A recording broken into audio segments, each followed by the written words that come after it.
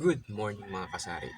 So ngayong araw na to is Biyernes. Ito yung araw na kalakasan ngayon dito sa ating tindahan dahil magwi-weekend. So marami tayong mga customer niyan, lalo sa gabi talagang dadagsa yan bumili dito sa ating tindahan. So ano bang pag-uusapan natin ngayon? Pag-uusapan na natin ngayon is yung mga customer mong sisirain yung araw mo.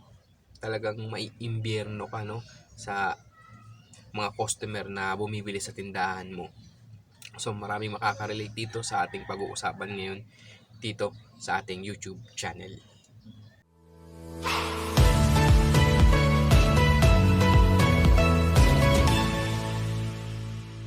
So bago natin ipagpatuloy ang ating video na to is shoutout muna natin si Raymond TV. Yan yung bago nating subscriber at talaga naman na nagkaroon siya ng inspirasyon na magtayo ng kanyang sariling sari-sari store, no? Lagi niyang pinapanood yung mga videos na ina-upload natin dito sa ating YouTube channel at kaya ngayon, siya ngayon ay magbubukas na ng kanyang sariling pwesto. So sana bro, mas lalo pang lumago yung business na itatayo mo at syempre dumami yung mga customer mo. So ito na, punta na tayo dito sa ating main topic dito sa ating YouTube channel is yung mga uri ng customer na talagang bubisiting ka, aasarin ka. Hindi ko alam kung sinasadya ba nila to o talagang ganun na talaga yung mga customer na yun. So maraming makaka-relate dito mga kasari, no? Hindi lang naman ako. So halos lahat tayong mga nagninegosyo is na i-experience yung mga ganitong customer.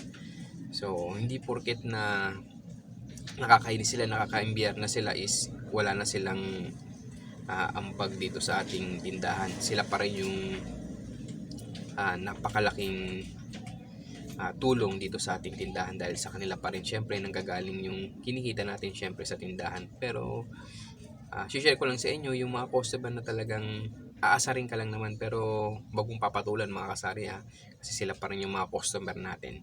So umpisa na natin dito sa ating number 1 si Boy Hiyaw o Boy Sigaw kung tawagin.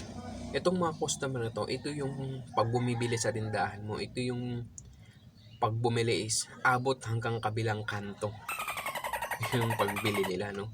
Yung tipong kahit mandiyan ka na sa harapan nila talagang pag bumili sila, bili! Talagang pag sumigaw talaga, no? Napakalakas ng boses, no? So, sino nakaka-encounter nito? So, comment ka nga kayo dyan kung naka-encounter kayo ng mga ganitong customer na pag bumili is, alam mo naka-mic, no? Gusto parata nila marinig doon sa kabilang kalsada yung pagbili nila sa tindahan. So nakakatawa lang mga gano'n, no? Mga customer na may gano'n na pag bumibili sa tindahan mo is parang may inis ka na maaasar ka pero sa sarili mo na lang syempre wag mong sasabihin sa customer mo yung ganong nagagalit ka sa kanila. Syempre customer pa rin natin yan at parte pa rin sila ng mga kailangan nating asikasuhin dito sa ating tindahan. So yung mga kasari na i-counter natin yan dito talagang pag bumibili talaga siya, no, halos ang lakas ng boses niya, no, talagang kahit tulog ka magigising ka kapag narinig mo yung pagbili niya sa tindahan mo. So yun yung ating number 1, no, si Boy Sigaw o Boy Hiyaw. So ito yung ating number 2 na customer, si Boy Plastic. Sino ba to si Boy Plastic? Ogre Plastic, pwede rin sa babae. Si Boy Plastic, ito yung pagka bumili sa tindahan mo is pa-plastic naman ako niyan. Puro plastic na lang, no? Kada bibili siya kahit maliit lang ang kanyang binili. Halimbawa is isang toyo lang yan na pack. Sasabihin sa'yo, pa-plastic ako. Tapos ang hindi pa doon nagtatapos. Pag bumili pa siya ng sabon, pa-plastic. Puro siya pa-plastic. Alos lahat ng item gusto niya ilagay sa plastic. So, syempre, isip-isip natin sa sarili natin, sayang naman, no, na syempre binibili din naman natin yung plastic na yun. Pero yun nga, hindi tayo pwedeng hindi kasi customer yan. So ang gagawin natin is bibigyan na lang natin yan kasi yun naman yung kagustuhan ng customer natin kaysa naman na pagbawalan natin sa plastic. Alam mo naman yung mga customer is pag nagsalita ka dyan ng hindi maganda, hindi na yun babalik sa'yo. So sa sarili mo na lang yun ganito, no? Ba't ganito yung ating customer, no? Ba't ganun siya?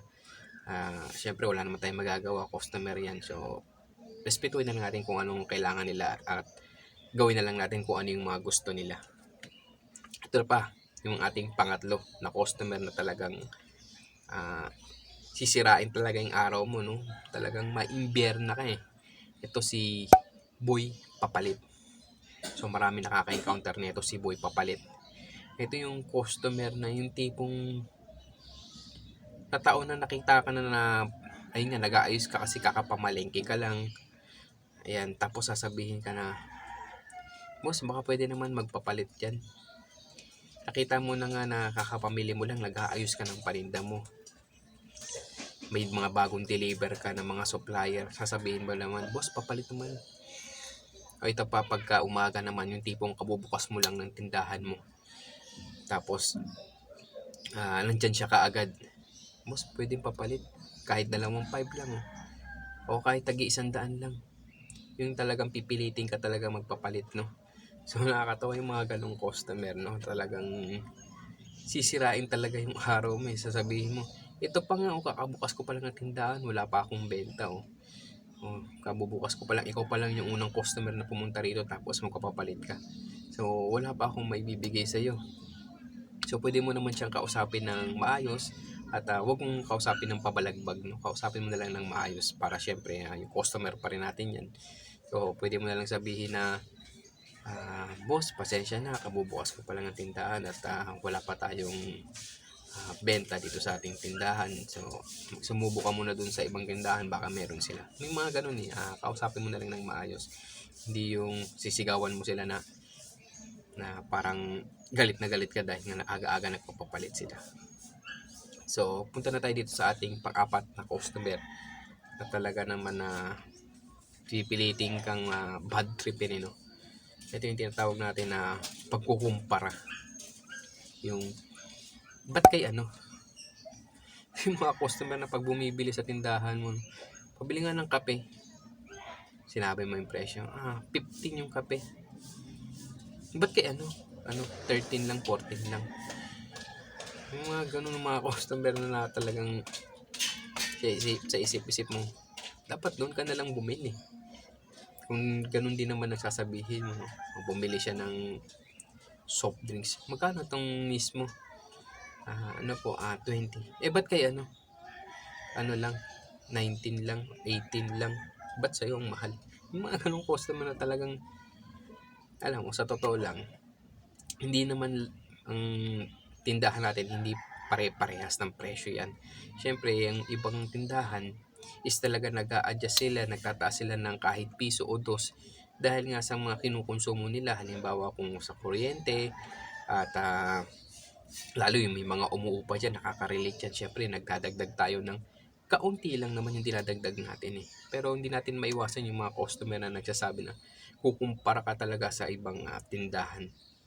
So, siyempre, dito, kung wala talagang preno yung ating store owner, talagang makakapagsalita ng hindi maganda yan. Pero, ngayon ang sinasabi ko sa inyo, kalmahan nyo lang yan sa tindahan nyo dahil mga customer pa rin natin yan. Ang mga customer natin na yan is napakalaking tulong yan dito sa ating tindahan na kahit na may nagagawa na silang hindi maganda o nasasabi sa atin. So, hayaan na lang natin, huwag na lang natin pansinin. Basta gawin na lang natin yung maayos nating trabaho dito sa ating tindahan.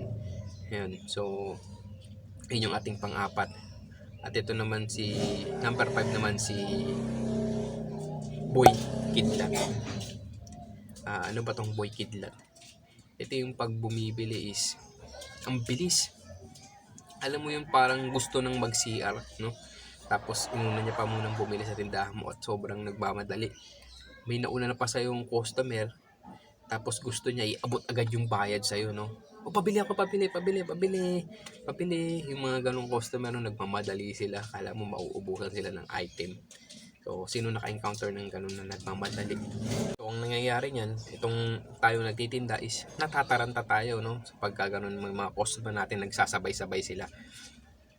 So, lalo kung mag-isa lang tayo dito sa tindahan na talagang paguguluhan ka, baka mamaya yung sukli mo sumobra o kumulang doon sa customer mo. So, dapat doon mga kasari na sabihin natin sila, kausapin natin sila ng maayos na pwedeng kung marami sila, hindi sila pwede magsabay-sabay sa'yo dahil nag-iisa ka lang, no? Baka mamaya magkulang o sumobra ang bigay mo, pwede mo silang kausapin na pwede po tayong pumila ng maayos dyan. Nang sa ganun is mabigyan kayo ng maayos. So punta na tayo dito sa ating pang-anim na ba? O yan, pang-anim na. Etong si Boy Siga. Yan, marami siguro nakaka-encounter nito na pag bumilis, akala mo yung hahamunin ka. Pabili! Bili nga ng isang Marlboro, Yossi. Tumama mo na rin ng ng Royal. Yung mga ganong customer na akala mo hahamunin ka ng makikipagbuno sa'yo sa labas no. Pero nakakatawa yung mga ganong customer, no. Sasabihin mo nitong mga gantong segue na yung customer, no, pabili! Ano yun? Sa Marlboro! Ano pa? Isang yelo!